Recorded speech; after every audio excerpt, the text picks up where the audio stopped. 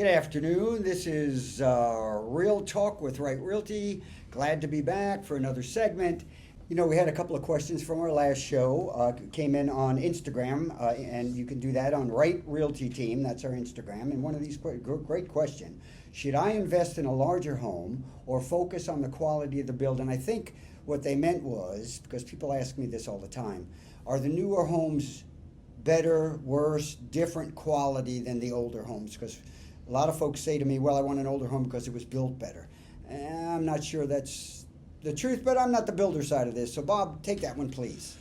Well,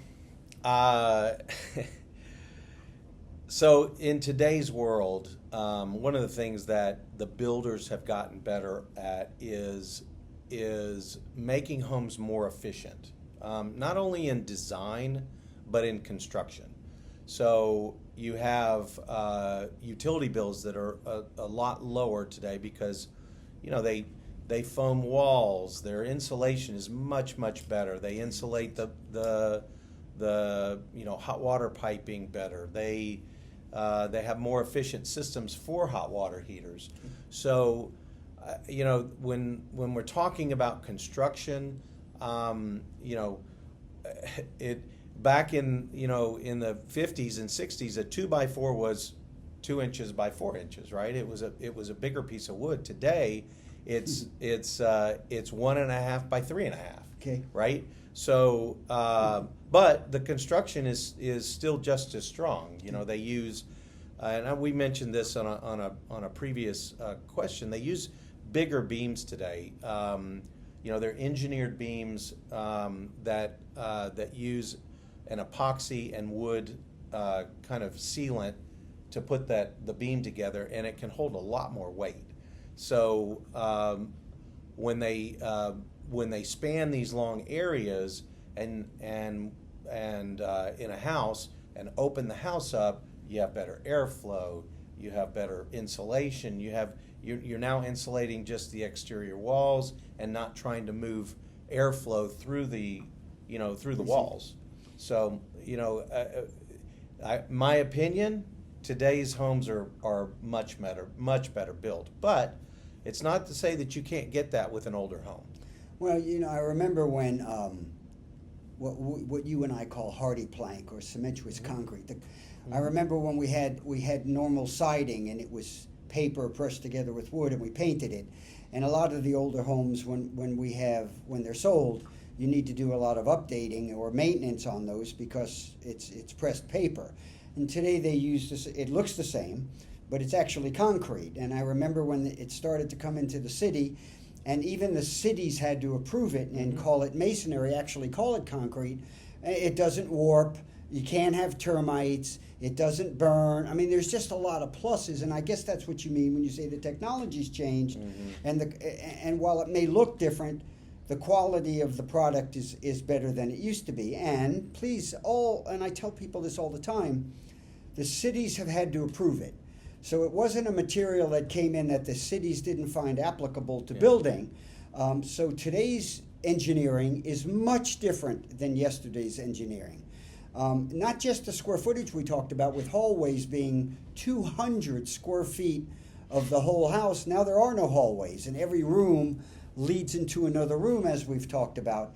So many things have changed. I mean, the electrical's changed. We've gone from aluminum wire to copper wire. I mean, there's just a lot of things that have changed for the better. Sure. So when people say, well, I want an older home because it was built better, that's just a tough question. And while people do buy older homes, usually they've been updated and remodeled with and so on and so forth. So I can certainly appreciate what you're saying, and it's difficult because from our perspective we see that.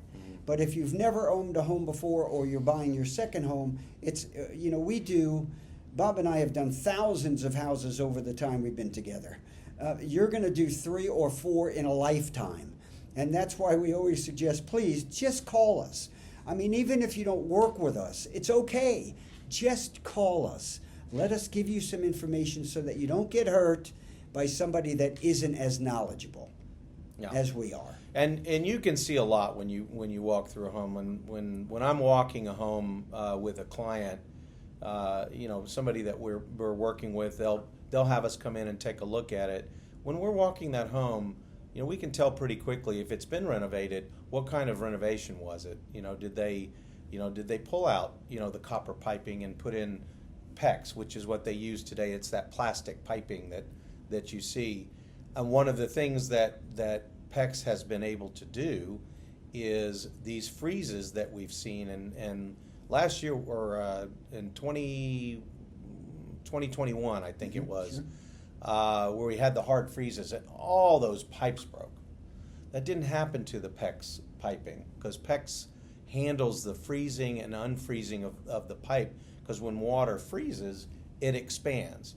That copper pipe doesn't expand, so it would pop that pipe, and it doesn't start leaking until it starts thawing out. And then when it thaws out, it's like a sprinkler, right? Yeah. It goes off in the house. So, we had, back in 2021, a lot of homes that were damaged in the freeze here in Dallas, and they've since been updated and remodeled, but sometimes they don't fix everything, right? They'll tie into some of the old stuff, and that's when it's best to call us in. We'll come take a look at it and say, hey, there's some issues here, there's some issues there. I remember when PEX, just like Hardy Plank, those concrete board, came in town. PEX, the first thing we heard was plastic piping. Bob says plastic piping, and you go, oh my gosh, the plumbing, water under pressure, plastic piping. And then when they begin technology-wise and the way it's designed-wise, and they tell you it's the same piping that's used in aircraft for hydraulics, you go, oh. Yeah. And then they tell you it expands and contracts with temperature, so you don't have to worry about, as you said, copper expanding, because freezing water expands and then shrinking, and you go, oh. And then, of course, insurance companies now, they want to know often what kind of plumbing is in the house, because they're the ones that have to pay for the very expensive when a house gets flooded. I mean, Bob, we've done remodels on flooded houses or houses that had leaks. Yeah. Go through that process so that people understand sometimes looking at a newer house is a value. So a house has a water leak, and it takes a homeowner gosh knows how long to find where the water shutoffs are. So Bob, tell us what you have to do when you do a remodel on a plumbing issue. Well, those insurance claims are very tricky, because there's a lot of damage and a lot of unseen damage, and a lot of times it's very important that you get the water shut off quickly, and you get somebody in there to remediate the damage and dry it out, and that generally involves cutting sheetrock and drying it all out, because if you don't, that's just an area for moisture to sit, and for mold. And I'm not saying that homes have mold, but it's the possibility. It provides all the factors for mold to start developing in there. Okay. So you want to get it dried out. You want to get it flood cut. Flood cutting walls is cutting it at 18 to 24 inches. Sheetrock? The sheetrock. All right. And you'll take all the sheetrock out. At the bottom of the wall. At the bottom part of the wall, okay. So that we can get the airflow in there to get it to dry out. And then we come back in and we'll spray something, some kind of ammonia treatment in there to kill all the germs, let it dry out, and then we put the sheetrock back on. I see. So, but it is important to get to that quickly. Get hold of your insurance company, and I will recommend calling in a professional like us, because a lot of times the insurance companies they'll provide a claim, but they don't cover everything in the claim because they don't see everything, right? So we come in, we'll do the flood cuts, we send in the pictures, we provide all the information, and if there's more damage to it, we'll get the claim supplemented so that you get the extra money. So it's very similar to automobile damage. Yeah. Because you don't know what's happening behind the scenes, or if they have to remove some parts of the car and then they see something else. Yeah. So we also, if somebody has had a claim or is about to have a claim, y'all are welcome to call us. I mean, we can be at the house when the insurance company Sure. gets there to explain to the insurance company what we see from our perspective, because the claims professional, they don't do the work we do. We don't do the work they do. So this way, everybody's on the same page, and you get a complete repair without worrying about any of the situations that may occur after the fact. And Bob, since we're on this and we're talking about freezing and it is October, let's talk about, if you don't mind, are there things homeowners, people that currently live in a house can do so that we don't create the problem we did in 2021? And they may be in a home that has copper piping and nothing that's newer yet. So is there something a homeowner can do to help get through this winter season if, in fact, we have a hard freeze? Oh, yeah, there's absolutely a lot to do. And is this the right time to do it? It is, and it's the right time to know what to do. All right. The first thing to do is find out where the shutoff is.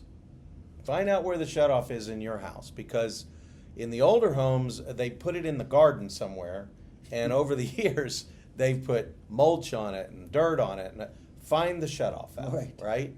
If you cannot find the shutoff valve, go out to the street where the water main is. They call it a church key. Find a church key. Buy a church key. Go online. You can buy it at Amazon, anywhere. And they're relatively inexpensive. They're relatively inexpensive. Okay. Have a church key. And what's the church key for? It's to open up that big metal grate that's out front that weighs about 150 pounds, right? Go in there, but find out where the shutoff is. All right. And test it. Test it right now. Shut off all the water in your house so that you know how to do that if an accident happens. All right. Right? That's the first thing to do. The second thing to do is, if you are going to be traveling for an extended period of time, and it's going to be during the winter, the best thing to do is winterize the home, right? If nobody's going to be there, there's no reason to have the water on at the house. Totally. All the water. Yeah, I would turn it all off. Okay. Go into the front of the house, find that water shut off, shut the water off. Go to every one of the faucets, turn them on, let the water drip out. Empty it all out. Okay. Right? No reason to have water in the house if you're going to be gone for an extended period of time. You can always turn it back on when you come back in. I would also say this: when you come back in and you turn it back on, don't come in and just crank it back on, because you got 100 pounds of pressure. If you turn it on really quick and you push that through, you may pop a line somewhere. So you turn it back on slowly. Turn it about a quarter of a turn. Let the line fill up. You'll hear it filling up. And as you hear it and it's running less and less, turn it on another quarter turn. Okay. Until it's on fully. All right. Right? That'll alleviate any of the pipes bursting. But that's winterizing the home. Okay. Right? And obviously don't turn your heating off. Leave the heat going. Open up the bottom of the cabinets. If you're going to be there during the winter time and a hard freeze happens, open up the cabinets below where all of the water lines are. Let the heat from the house circulate in there. Do you let your faucets drip when you're home? Let them drip. Yep. Turn on the faucets. Cold water, hot water, both? both? I would turn on both. All right. You got both pipes coming to that, running throughout the house. Okay. So just let them drip, just a little bit until the freeze is over. All right. Okay. Once the freeze is over, then you can turn that off. But I would let them drip. Open up the bottom cabinets. Keep the heat on in the house. Okay. If you lose power to the house, Okay. You do what you can to make sure that there's heat in the house. But if you can spend some time or turn off the water to winterize while the heat is off, go ahead and do that. Right. If you can't, because we've got kids, we've got to live, right? So you can leave it on, but make sure that the that the water is dripping. Don't turn all the faucets off. All right. I would let every faucet in the house drip. Do I need to do anything? This is a question I always get after people are moving in, and you and I do the new move-in walkthrough so we can teach people about these things. Do you suggest anything on the water heaters? Like did you turn off the electric to the water heater if you're going to draw? I mean, is there anything you need to do there? Well, yeah. If you're winterizing the house and you're going to be gone for extended period of time, I would also probably winterize the hot water heater. You don't have to. The hot water heater, if it's a tankless hot water heater, it doesn't really maintain water inside of it. Okay. If it's a tank water heater, if it's gas, then the gas will continue to run, Okay. and it will continue to heat it. If it's electric, that's the time. If you got electric heaters in the house or electric water heaters, and you lose power for extended periods of time, and it gets cold enough, that tank will freeze. All right. And remember, what it does on a copper pipe, Oh, it'll wow. do the same thing on a Right. yeah. And if you don't have the automatic shutoffs on that hot water heater, if you're gone out of town, that thing will just continue to run. Yeah. It's feeding water into the tank, and it's burst out the bottom, so it's running all over either the house, garage, wherever the hot water heater is. And when Bob says winterize the house, if you went to one of the local hardware stores today, the little faucet covers that you can get are one price today. The moment it gets cold, as you and I know, there'll be a different price. So what we suggest early in October, before we have very cold weather, is get to the hardware store, whatever you choose today, and find the things that are relatively inexpensive today. The thing we call a key that opens the meter by the street, they're very inexpensive, and they're a one-time purchase. You don't have to buy one every year like some of the faucet covers. It's just a one-time thing, and if you have one, your neighbors will love you because they don't, and if anything happens, you'll be the one they'll come to help them shut off their water, and it happens all the time.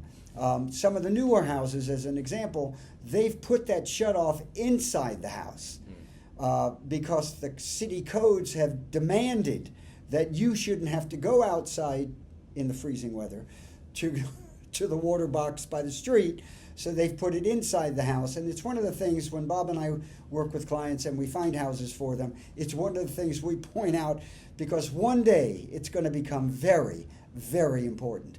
Maybe not this year, but one day it's going to become very important. So remember, if you don't know where yours is or you have some questions, we're at 214-624-7002. That's where we are. And the other platforms, you get in touch with us and tell us the age of your house, and you can carry the phone around the house, and we'll discover it for you and tell you where it is. So let us help you so that you don't need help in the worst possible times. You can hit us up at Instagram at Right Realty Team, or go to our Facebook page at the Right Realty Team, and then you can hit us up on our YouTube channel.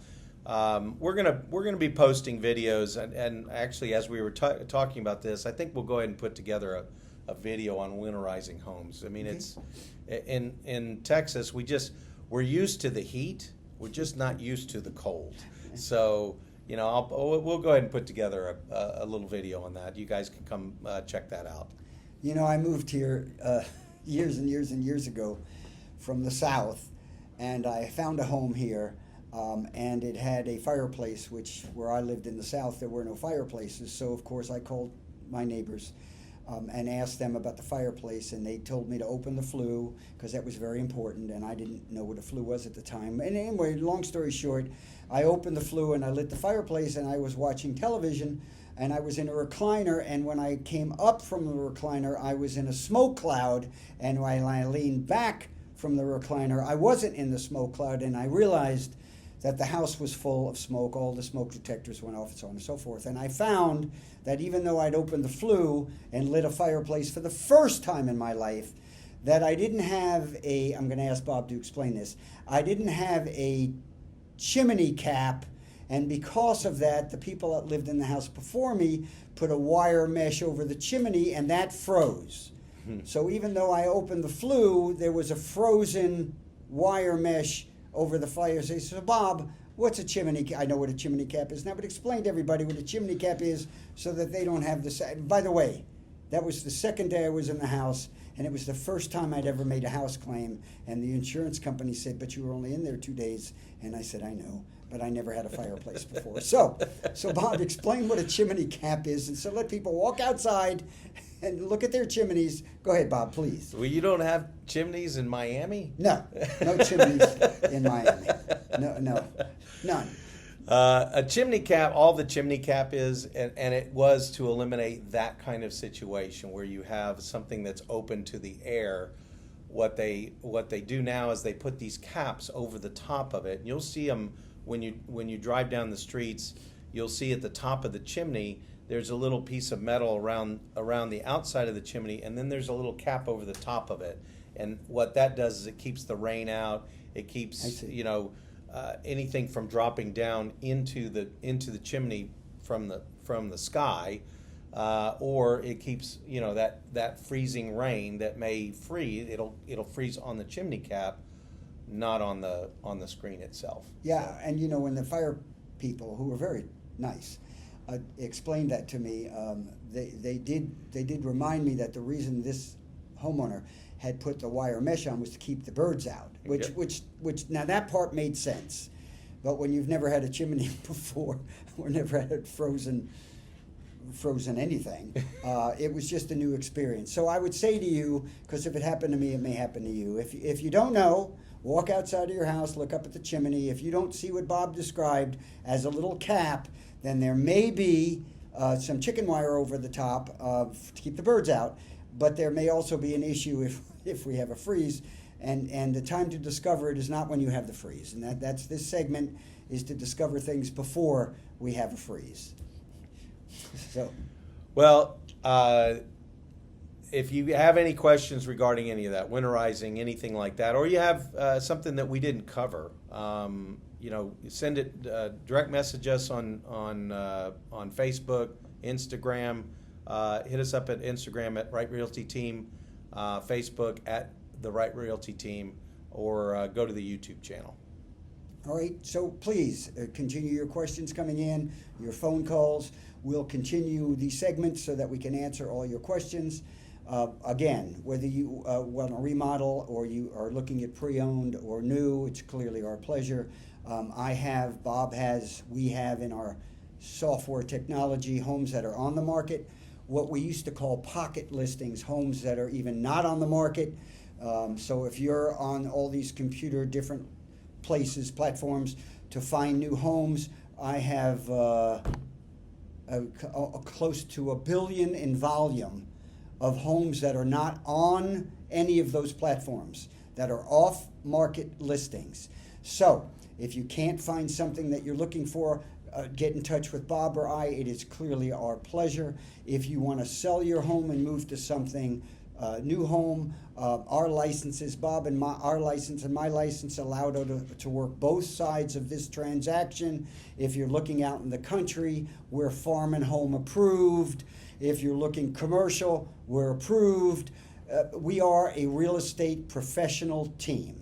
We deal in all aspects of real estate. We can answer all your questions or get the answers to all your questions if they involve real estate. It is clearly our pleasure. We've been around a very long time. Somebody estimated when we were putting this show together that I have been involved in somewhere between 3,500 and 4,000 transactions of homes or buildings. So we have the experience to help you. We're here to help you. So give us a call, get in touch again. Bob, go over the platforms with us with one of our platforms, and it'd be our pleasure to help you. So hit us up on Instagram at Right Realty Team. Hit us up on Facebook at the Right Realty Team, or go to our YouTube channel. Give us a call, 214-624-7002. Thank you. Bob and I thank you. Hope to hear from you.